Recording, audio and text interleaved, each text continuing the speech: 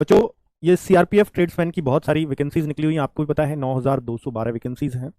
और जो बच्चे बहुत अच्छा पढ़ नहीं पाते हैं और वो सोचते हैं कि मुझे थोड़ी सी कम पढ़ाई में जॉब मिल जाए और वर्दी वाली जॉब मिल जाए, दरअसल में जहाँ भी ये जो भी लोग इसमें भर्ती में लगेंगे तो वर्दी भी होगी, लेकिन काम इनके उस तरह के नहीं होंगे जो नॉर्मल कांस्टेबल के काम होते हैं। सबके लिए स्पेशलाइजेशन है, मतलब सबके किसी ना किसी ट्रेड में जाना होगा। वो ट्रेड खाना बनाने का भी हो सकता है, जो भी आप चूज करेंगे। वो सफाई कर्मी का भी ट्रेड हो सकता है। वो प्रेस करने वालों का जो धोबी होता है, वाशरमैन होता है, वो कपड़े धोने और प्रेस करने का भी काम हो सकता है। तो ऐसे बहुत सारे इसमें ट्रेड्स दिए हुए हैं जिसमें आप अलग अलग जा सकते हो। और इसमें ड्राइवर की भी भर्तियां हैं। तो ये सारी जानकारी मैं ऑलरेडी एक वीडियो में दे चुका हूं बच्चों। आज जो मैं बताने आया हूं उस चीज़ को ध्यान से सुनिएगा। कुछ डॉक्यूमेंट्स जो आपको रेडी कर लेने चाहिए इस भर्ती के लिए, उस पर भी ध्यान देना है। तो अगर मैं बोलूं कि भाई, जैसे ये फॉर्म की जो डेट थी, जैसे मैंने आपको बताया था कि जब फॉर्म आएंगे तो मैं फॉर्म भरने का तरीका बताऊंगा। तो 27 मार्च को इसके फॉर्म तो नहीं आए हैं, रजिस्ट्रेशन शुरू हो चुके हैं। तो रजिस्ट्रेशन कब से शुरू हुए हैं? तो ये रजिस्ट्रेशन जो शुरू हो चुके हैं, स्टार्ट हो चुके हैं बच्चों, वो हो चुके हैं 27/3 से। लेकिन फॉर्म कब से भरा जाएगा? जो फुल फॉर्म है वो 1 अप्रैल से भरा जाएगा बच्चों। तो रजिस्ट्रेशन में क्या फर्क है और फॉर्म में क्या फर्क है, वो बात मैं अभी आपको बता रहा हूं। लेकिन उससे पहले ये जान लीजिए, 1 अप्रैल से 25 अप्रैल ही लास्ट डेट होगी फॉर्म भरने की। ठीक है। दूसरा जो सबसे बड़ी बात है कि भैया वो जो एग्जाम है इसका, वो अभी से फिक्स है। यानी सब कुछ आपको क्लियर है। देखिए, अप्रैल है आपके पास, मई है आपके पास, जून है आपके पास। पढ़ने के लिए 3 महीने हैं, क्योंकि 1 जुलाई से तो पेपर ही है। तो 3 महीने अगर आप इसमें लग के मेहनत कर लो ना, और अगर आपको लगता है कि यार मैंने ट्रेड्समैन के लिए पहले ही मन बना रखा है, तो फिर कुछ और मत सोचो, क्योंकि इससे कम फिर किसी और की कट ऑफ नहीं जाती है। ठीक है बच्चों, तो फिर इसमें लग जाइए। 3 महीने लग के मेहनत कर दीजिए हमारे साथ, हम निश्चित तौर पर आपका बेड़ा पार करवा देंगे बच्चों। ठीक है। आगे बात कर लेते हैं बच्चों कि ये जो है, जिसमें डॉक्यूमेंट्स की जो नीड है, जो जरूरी कागज हैं इस भर्ती के लिए, वो जरूर सब लोग तैयार करवा लें ताकि बाद में दिक्कत ना हो। सेंट्रल का ओबीसी, जो ओबीसी एससी एसटी जो ये कास्ट सर्टिफिकेट होते हैं, इवन ईडब्ल्यूएस भी मैं कहूंगा, तो ईडब्ल्यूएस तो कई जगह नहीं बनता है सेंट्रल का, अपनी तहसील स्तर का जो बन रहा हो वो बनवा लीजिएगा। बाकी जो जनरल के कैंडिडेट, उनको कुछ बनवाने की जरूरत नहीं है, उनको इस कास्ट सर्टिफिकेट की जरूरत नहीं है। ओबीसी एससी एसटी डब्ल्यूएस ये सेंट्रल का बनवा लें बच्चों, क्योंकि जो सीआरपीएफ की भर्ती है वो सेंट्रल की भर्ती है, इसमें सी फॉर सेंट्रल ही है।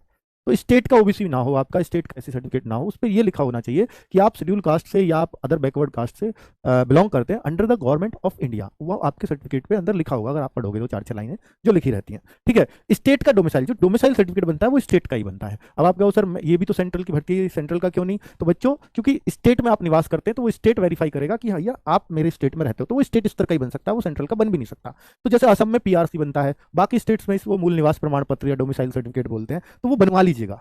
ये सर कितना पुराना नया, इसका कोई जिक्र नहीं है नोटिफिकेशन में, लेकिन जब आप फिजिकल करने जाओगे, जब ये डॉक्यूमेंट्स चेक होंगे, डीवी में जाओगे, तो आपसे दोनों मांगे जाएंगे 110%। ठीक है। तो इसको अभी बना रहा हूँ कि कुछ टाइम पे हो सकता है ना बना पाऊँ वीडियो, आपका जी वो बना दो ये बना दो, तो ये तब के लिए बहुत काम करेंगे आपके। नया पुराना चल जाएगा, कोई दिक्कत नहीं है। 10th का मार्कशीट एंड सर्टिफिकेट, तो 10th की यानी जो जरूरी डॉक्यूमेंट्स पड़ेगा वो 10th का भी आपको इसमें मार्कशीट और जो पासिंग सर्टिफिकेट होता है वो आपके पास होना चाहिए। ठीक है। तो ये 3 डॉक्यूमेंट्स मस्ट है, और चौथा है आपका आधार कार्ड। ये शायद सबके पास होता होगा, लेकिन अगर आप ड्राइवर की भर्ती देख रहे हैं तो डीएल आपके पास एचएमवी होना चाहिए। ठीक है। तो यही डॉक्यूमेंट्स हैं जो भी आपको अपने पास रखने हैं, होल्ड करके।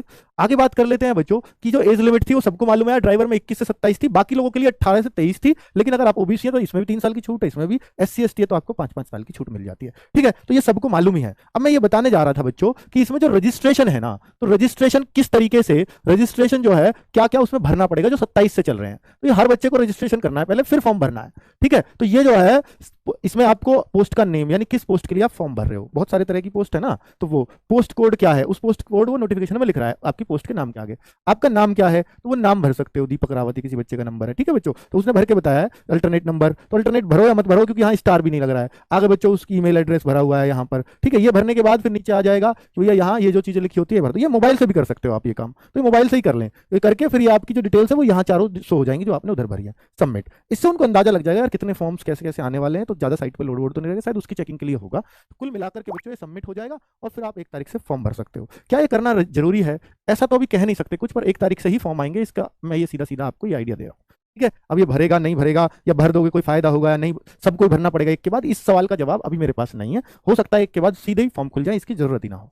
ठीक है बच्चों, आगे बात कर लेते हैं कि देखिए स्कीम ऑफ, हाँ, ड्राइवर का भर सकते हो, आपके पास हैवी लाइसेंस होना चाहिए। क्लियर। तो अगर जैसे देखेंगे बच्चों स्कीम ऑफ एग्जामिनेशन, तो आपको ये पता होना चाहिए कि आपके एग्जाम में आएगा क्या क्या। जो 1 जुलाई का आपका एग्जाम है उसमें क्या क्या आने वाला है। तो 25 की तो रीजनिंग आएगी, 25 क्वेश्चन जीएस के और 25 क्वेश्चन मैथ है। कोई अर्थमेटिक का सवाल नहीं, सॉरी एडवांस का सवाल नहीं है, टोटल अर्थमेटिक है, एलिमेंट्री उसी को बोलते हैं। और इंग्लिश या हिंदी में से आप कुछ भी चुन सकते हो। जो हिंदी आएगी, जो चांसेज है वो एसएससी जीडी वाले हिंदी के चांसेज है बच्चों, एसएससी जीडी वाले। लेकिन फिर भी थोड़ी सी डिटेल पढ़ के चलेंगे क्योंकि ये एसएससी नहीं करा रही है, सीआरपीएफ खुद ले रही है इस एग्जाम को। तो 2 आवर्स का आपका इसका टाइम होगा। तो इस तरह के आपकी जो क्लासेज है 100 क्वेश्चन ये बनते हैं, 100 मार्क्स है।